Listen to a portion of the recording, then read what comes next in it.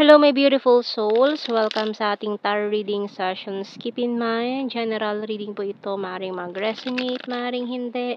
Kunin nyo na lang po kung para sa inyo and leave the rest. Maaaring mag-shift the energies or magkabaliktad ang sitwasyon. Kaya kayo na pong bahala kung saan kayo nakalugar sa reading natin. So, let's see.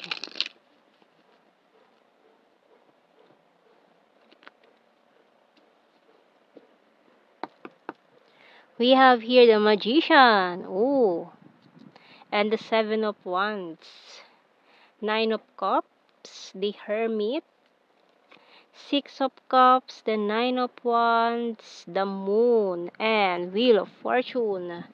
Okay, bottom card, the Emperor. So, medyo matagal ka nag-isolate, nag-lie low, or umiwas sa mga bagay-bagay, or maaaring nagpahinga ka sa iyong work, may mga trabaho kang iniwasan, or nag-resign ka, nag-apply ka ng panibago, kasi nag-isolate ka muna, maaaring nag-soul searching, hinanap mo muna ang iyong sarili, mga ganung bagay, bago ka maghanap ulit ng panibagong trabaho ngayon.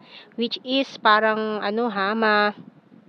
mabibigyan ka kagad ng magandang pwesto, ng magandang posisyon, ayun, pwesto, anong pwesto? Ayan, magandang posisyon doon sa iyong papasuking trabaho ngayon para magiging leader ka kaagad or maging team leader ka kaagad dito sa papasukin mong bagong venture, bagong work, business, or kung ano man tong gagawin mo sa iyong buhay ngayon. So, you have the energy of the Emperor ngayon. So, malakas ang Aries placement natin dyan.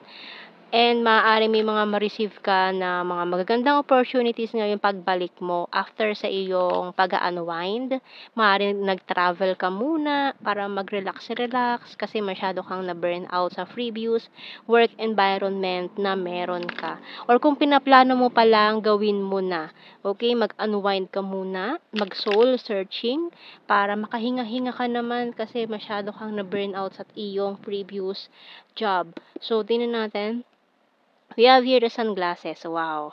Hourglass. Snake. Deep well. Clover. And the rain. Uy, may someone dito ha. Maaaring, ayan, napapanaginipan ka nitong taong ito in this, recently, napapanaginipan ka niya.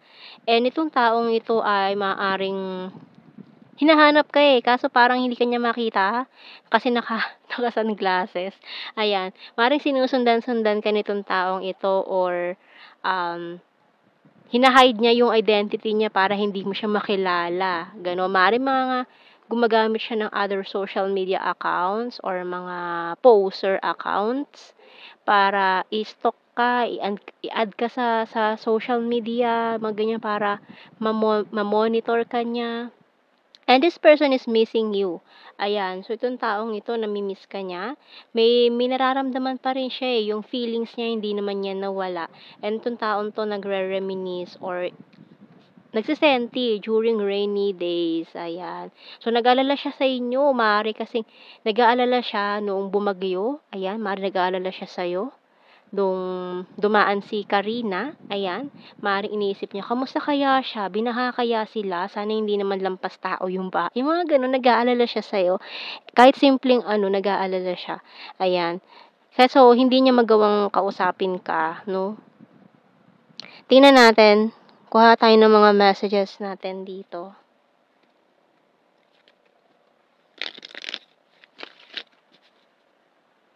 Ayan. So, ikaw, wala kang ginagawa ngayon kundi yung sarili mo, bigyan ng time ang iyong sarili na which is a good thing. Kaya nagpapasalamat sa yung ng bonggang-bongga ang iyong self ngayon kasi sa wakas, binigyan mo ako ng time ngayon.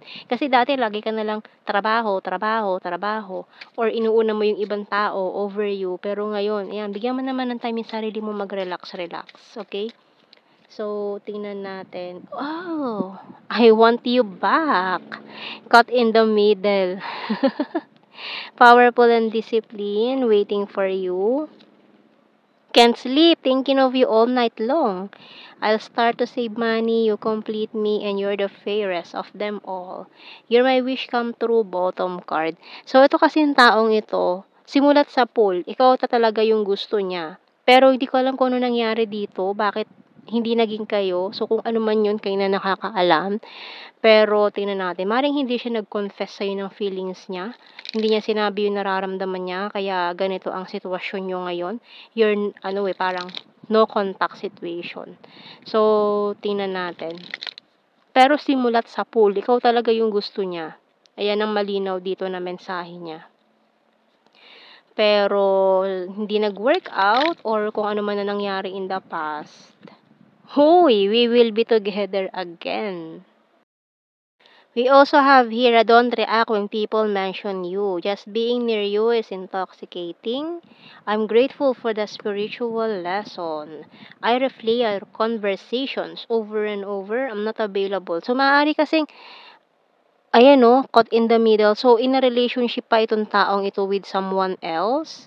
Kaya, hindi pa pwedeng lumapit sa'yo or want to be more than friends. Or maaaring friends pala kayo. Friends lang pala kayo nitong taong ito. Kaya naghihinanakit siya, kaya pala hindi kayo. Ayun, isa sa reason.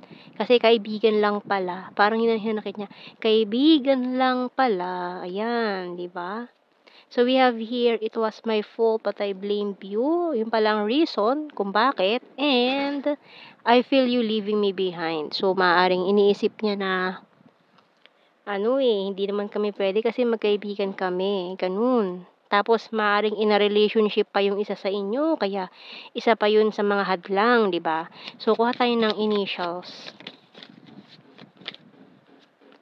GP. I. R. K. F. T. E. N. M. U. D. Ayan ang mga initials natin. So, kuha tayo ng blue card. We have here, manipulation, separation, and deception. Nako po. Ayan, no? So, may manipulative, deceptive energy dito na naging dahilan din ng maring separation. Ayan. Na maring their partner, kaya parang nasasakal siya eh. Kaya parang pinagselosan ka pa. Ayan. Maring isa yon. Friends kayo pero pinagselosan ka kasi ay parang alam nung partner niya na crush ka niya, may gusto sa iyo yung taong yun, na hindi lang friends yung pakikitungo niya sa'yo kasi ang tingin niya sa'yo is more than a friend. Ayun. So, yung taong yun talagang matindi ang toxic energy sa katawan. Talagang maring pinagbantaan pa na maring may magawa siya sa'yo hindi maganda kaya parang umiwas na lang din siya sa'yo. Ganun, ako. So, tingnan natin general signs and messages. So, maring kasama mo to sa work, itong mga toxic person na to, kaya umiwas ka. Kaya parang umalis ka sa work or nag-resign, ganyan. Hinanap mo muna ang iyong sarili. So, we have your quiet person, nature lover, skin tag, friendly, si friend. We have your Mindanao, smart, green-minded, Sagittarius, very serious. May mga plastic persons pa na mga nanggugulo. Ayan, and beach. Ayan, maaaring pumunta ka muna sa beach mag-unwind. Ayan. Cold City coins. Earth sign, Taurus, Virgo, Capricorn, Chaser. Fire sign, Aries, Leo, Sag. December, July, karmic. Okay. Maring this person is in the karmic relationship right now. Yung person niyang deceptive and manipulative. Ayan. And August. Pisces and flower farm. Divine feminine. Ex-lover. September and travel. Ayan sinasabi sa'yo mag-travel ka muna, mag-unwind, bigyan ng time ang iyong sarili, pumunta ka sa beach, sa nature, mag-mountain climbing ka. Ayan, puntahan mo yung mga dapat mong puntahan, mga gusto mong puntahan. Okay, so ayan ang ating reading, my beautiful souls. Thank you for watching. Take care and God bless. See you in our next reading, guys. Bye-bye.